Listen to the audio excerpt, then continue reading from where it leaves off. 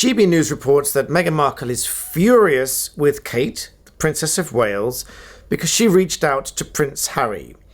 Now, GB News has come under some criticism recently because it's been accused of not having a neutral reporting on certain events, because any organisation that purports to be a news company is required to adhere to certain rules and regulations on being neutral in the way that they report things. I, on the other hand, am not a news company, and I can give you my opinions, which I'm doing here over on Black Belt Secrets, so please do hit that subscribe button if you haven't already, and please do check even if you think you have, because YouTube sometimes unsubscribes you just to keep you and me on our toes. So this article in GB News is very interesting because, again, it quotes some source, a royal insider, they claim, who has information on this story. It says that Meghan Markle is furious with Princess Kate, according to this royal insider. And apparently they are not currently on speaking terms. But King Charles is thought, according to the article, to be the only senior member of the royal family, the most senior member of the royal family, that is currently in contact with Meghan and Harry. And according to this, it seems to be the case that there's an inference of interference from Meghan Markle, that Kate has reached out, and it says here that the insider says that Kate feels terrible that the royals and Harry are at this current impasse with so little contact between them. I can perfectly understand that, and I would defend Kate for saying so. Nobody likes to have any kind of rift in the family, which is certainly what this seems to be. Obviously, you get my opinions on this channel, that's why you're here. It adds that she blames Meghan for it almost entirely, and that the longer it goes on for, the more it upsets and frustrates her. Again, I can well understand that, and I would defend her for that. I'm not being a royalist here, because when I give you my views, it's open and clear, transparent, and I'm not saying any of this as a royalist. I don't really consider myself a royalist. I do have an utmost and deep respect for the royal family, for traditions, especially traditions of the bar. You know, I'm not tied to the bar in my opinions and the way that I act, because contrary to popular belief, we don't take an oath as a barrister. Judges take oaths, but they take an oath to uphold their duty as an independent of the judiciary. But we as barristers, whilst we are independent, we don't take an oath to that effect. So even then, I don't subscribe to this, you know, you must conform to certain views angle, which some people believe we do. I don't. I take the views that I wish to take. And so I'm not a royalist, but I do defend and respect traditions and history and everything they're so entrenched. And so the GB article refers to the Heat magazine article that I've been talking about recently, and I will be talking about with Andy Signal, both here next week and over on his new channel, Popcorn Palace. So make sure you subscribe to that. I'll link it in the description below. It quotes Heat magazine to say that Kate's let it be known to the palace aides, who still speak with the Sussexes, that she, Kate, thinks that it's extremely poor how Harry has been treated, as in how Meghan has treated Harry. And then Meghan is apparently furious and thinks that Kate's got no right to get involved in the marriage, and that she, Meghan, would never dream of interfering between her, Kate, and William. So this is very much a public rift of the family, regardless of it supposedly being private, but some royal insider, which it may be deliberate, I don't know. I mean, this seems very similar to Harry's claims of stories being leaked by the palace to the press. Maybe it's just by an individual in the palace to the press. One of the aides, perhaps. I don't know. But I can only believe that the news outlets, Heat Magazine and GB News, they would be reporting it if they have some belief in its truth because they've got contacts. I don't have those contacts. I'm not speaking directly with them. So I'm telling you quite plainly that I don't know if this is true or not. I'm reading it from GB News. I've read it from Heat Magazine. They presumably have journalists that speak to each other, or at least speak to the sources, and numerous sources. They normally have more than one source. I'm not a journalist, so I can't say, and I don't know. But what I can say is that there is usually at least some kernel of truth to it, especially when there's so much detail. And then it says, earlier this month, the royal commentator had claimed that the Princess of Wales was often the peacemaker during royal feuds. Again, I can believe that, because what I do know of Kate from what I've read about her is that she seems to be very much the person that would settle these disputes, keep people on speaking terms. She seems to be truly the right person to step into the shoes of the Princess of Wales, because the general public seem to love Kate.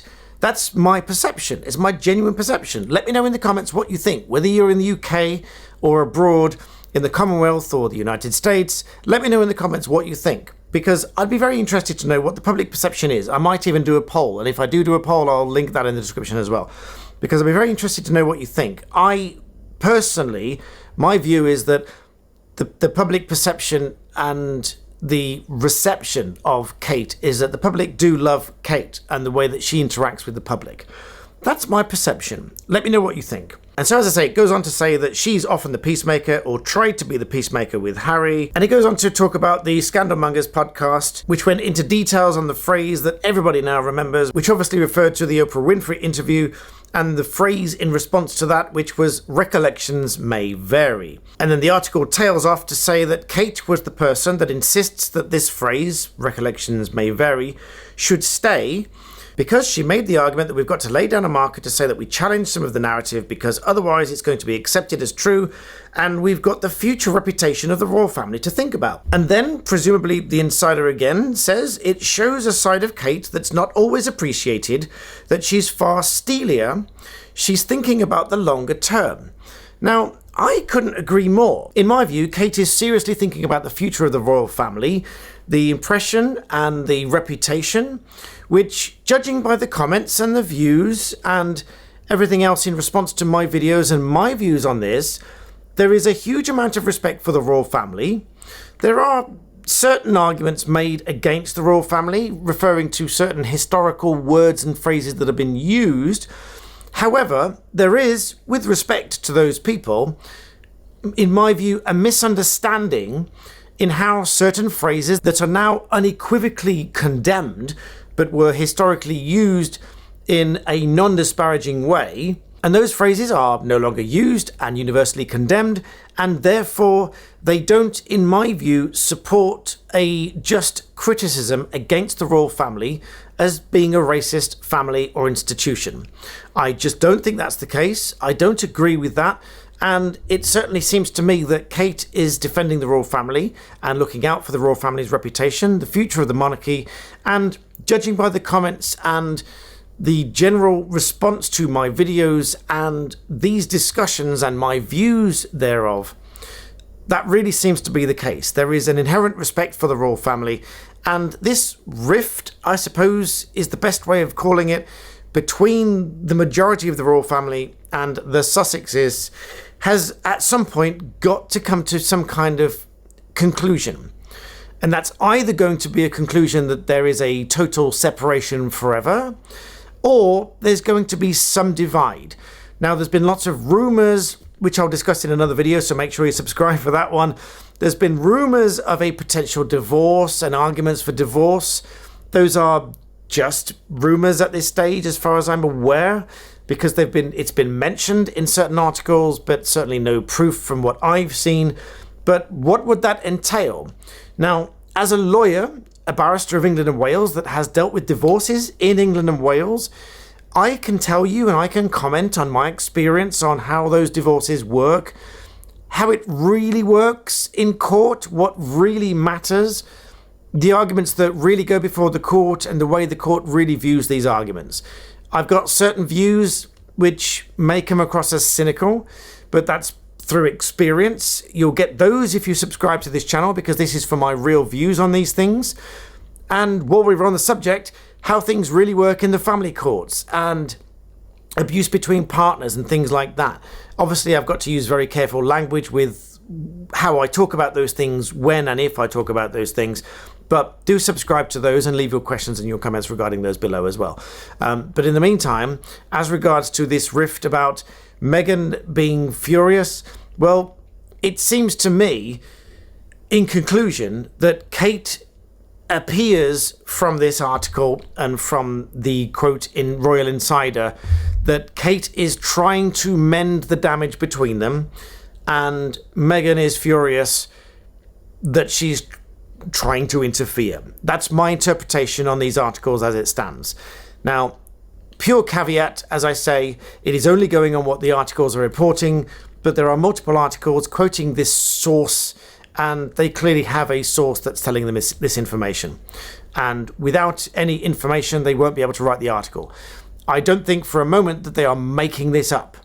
They are getting the information from somewhere, and I believe that they are getting this information from some source, either one of them or someone close to them that knows something that's going on. And as I say, it's quite ironic that this does call back to Harry's complaints about the media and the press getting hold of this information, either directly from the palace officially or from sources that are, let's say, less than official and are, let's be uncharitable for a moment, perhaps making money on selling stories to the press. Who knows? I mean, if you were to believe Harry's side, there's unlawful activity going on and, voicemails being hacked and all sorts of stuff historically.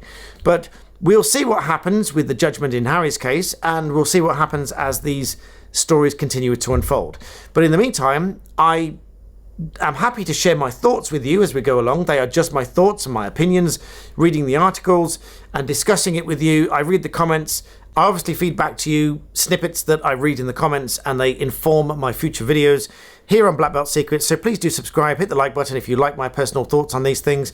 And don't forget, my legal take on these things is somewhat more neutral, somewhat more analytical over on Black Belt Barrister, so make sure you subscribe there as well. Don't lose sight of the pure law and how that applies in these scenarios. I will talk about that as well. But in the meantime, I do thank you for watching. Thank you for joining me. Do be sure to catch me on Popcorn Planet, Popcorn Palace, and catch Andy Signor here on Black Belt Secrets next week. And make sure you subscribe for that, and I'll see you next time.